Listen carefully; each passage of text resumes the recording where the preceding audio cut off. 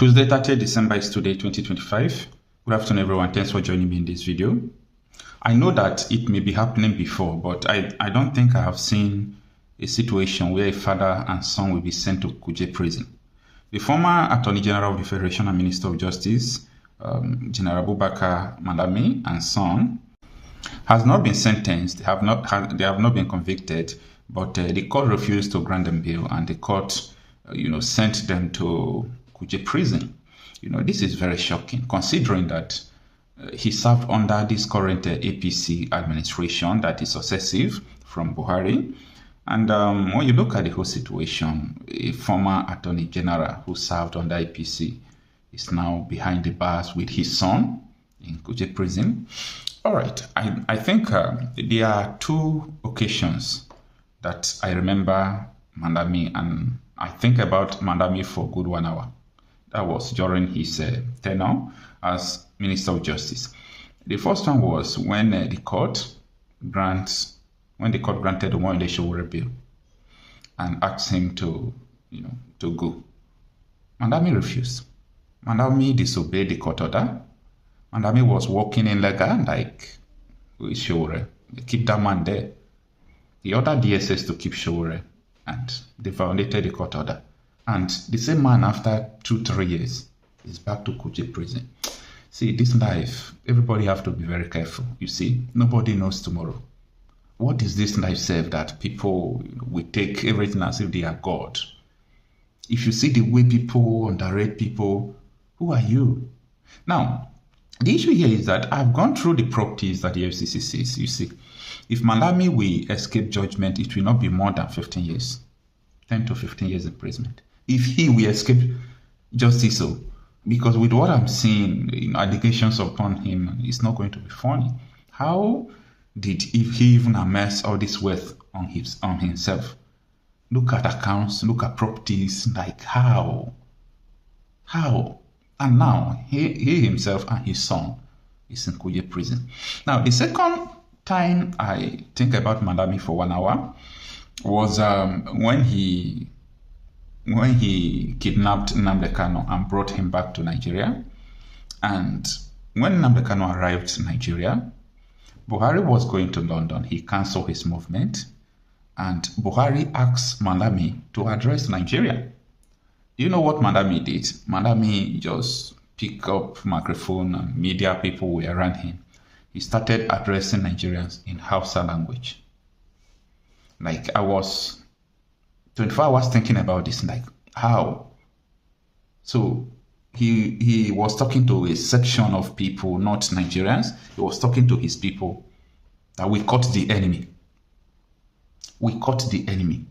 Like, what made Nnamdi Kanu to become Malami's enemy? That is what a lot of Nigerians are not aware of. Because Nnamdi Kanu was standing against the establishment. Nnamdi Kanu was standing against this establishment of one Nigeria. Like, he wanted a Nigeria that would be restructured.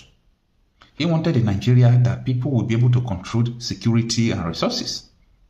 He wanted a Nigeria that if they refuse to control their resources and security, then let them have a referendum. He wanted a Nigeria that would come to the table and discuss how are we going to continue to live.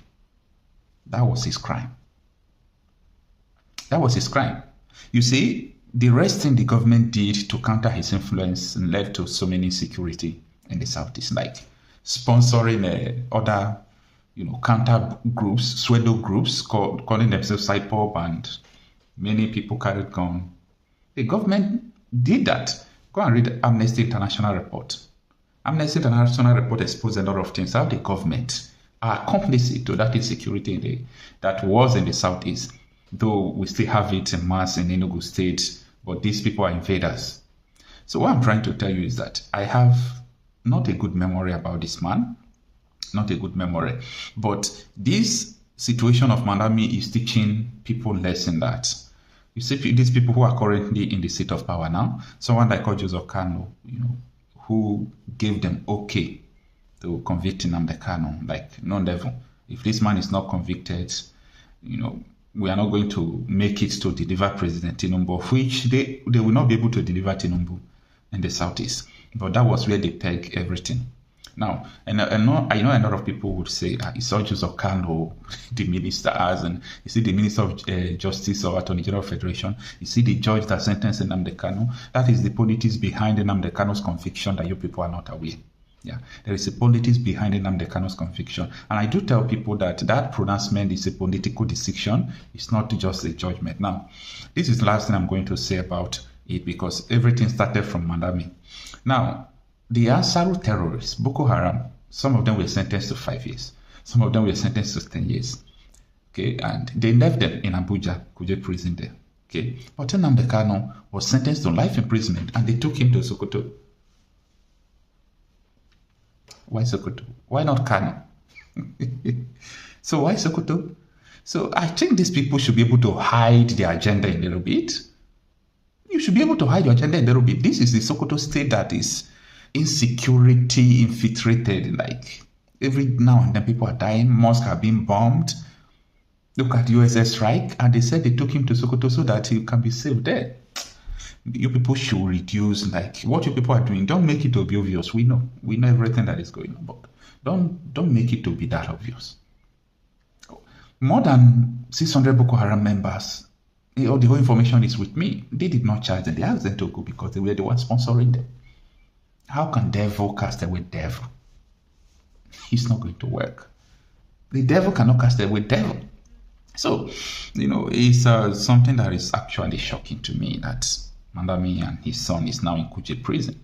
Imagine if Nnamdi Kanu had to be in Kuji prison. Mandami will just come out in the morning, he will meet Nnamdi Kanu. Such is life. And if care is not taken, like these politics they are playing with Nnamdi Kanu, it's unfortunate that they are playing politics with him. Okay, they are using him to play politics, and they want to use him to do 2027, so that they say, oh, Tinubu has granted Nnamdi Kanu pardon, let the Southeastern vote for him, for them to counter people from the South vote for Tinubu, because they know that Tinubu has lost the North. That's why they are going after Kano State right now. This country is not going to work. It will not work like this. If today is the day that they want to write Nigerian Constitution, you see the Nigerian Constitution, it will be totally Sharia Constitution.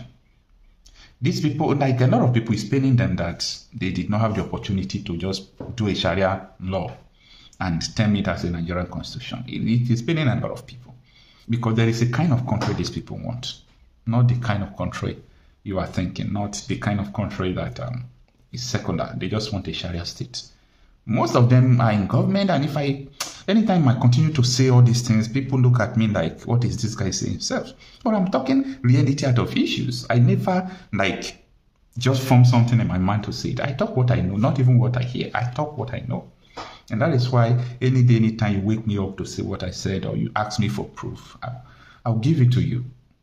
Any day, anytime you ask me for proof of anything I said in my video, I'll give it to you. We cannot continue like this.